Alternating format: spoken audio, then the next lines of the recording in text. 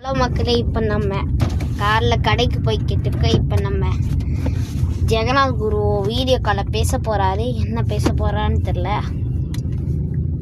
Time இப்போ காய்கறி இதெல்லாம் வாங்கிட்டு வாங்க. டைம் இப்போ 7:44 ஆகுது. கரெக்டாக இந்த டைமில் தான் சொன்னார். இன்னும் வரல. இன்னும் அவன்ட்டாரு.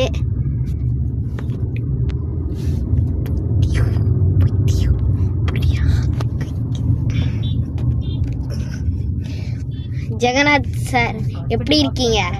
நல்லா இருக்கேன். தடியா பார்க்குறோம். சரி சரி, உங்களுக்கு எவ்வளோ லைக்ஸு? எனக்கா ஒரு 10 ரொம்ப எடுக்கும்.